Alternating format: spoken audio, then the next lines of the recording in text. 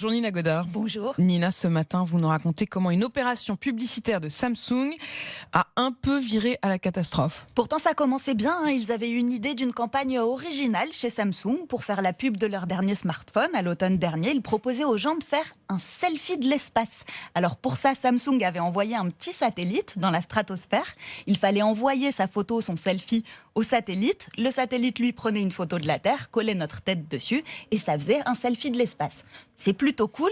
C'est un peu compliqué, mais bon, c'était une idée. C'était une idée, mais l'opération a un peu capoté. C'est-à-dire que le satellite de Samsung a été retrouvé samedi dernier dans le Michigan. Comme ça, il a chuté dans le jardin d'un couple d'Américains. Ils ont posté la vidéo sur Facebook en disant « Incroyable, regardez ce qui vient de tomber du ciel chez nous ». Mais ça veut dire que ça peut tomber sur la terre ferme, un satellite? Alors là, en l'occurrence, Samsung dit que l'atterrissage était planifié, mais qu'à cause de la météo, le satellite a dévié de son point de chute prévu. Et en principe, non, un satellite, ça ne peut pas tomber. C'est grâce à sa vitesse combinée à la gravité et à la courbure de la Terre. Normalement, un objet qui est placé en orbite, il y reste pour toujours, sauf si on le dévie intentionnellement.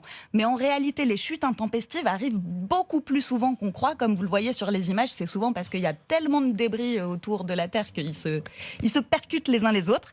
Et donc même les plus grandes agences spatiales en sont victimes. Il y a 2 ans, il y a un satellite qui avait été perdu par les Russes, qui a été filmé en feu, en train de tomber du ciel.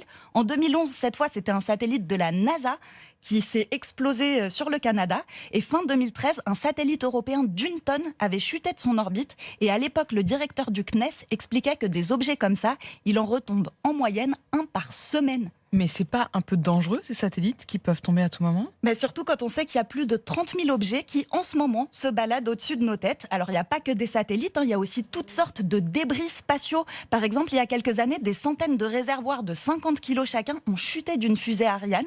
Alors, on sait qu'ils vont retomber un jour, mais on sait ni où, ni quand. Alors, comme je veux quand même pas vous empêcher de dormir, sachez que depuis les débuts de la conquête spatiale, personne n'a jamais été blessé par une chute de satellite ou de débris spatial, et personne tué non plus du coup.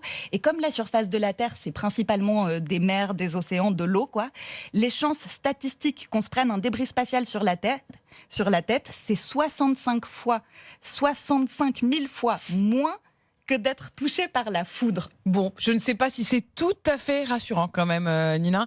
Et on se dit que nos ancêtres les Gaulois, qui n'avaient qu'une peur, c'était que le ciel leur tombe sur la tête, eh bien finalement ils étaient visionnaires, absolument visionnaires.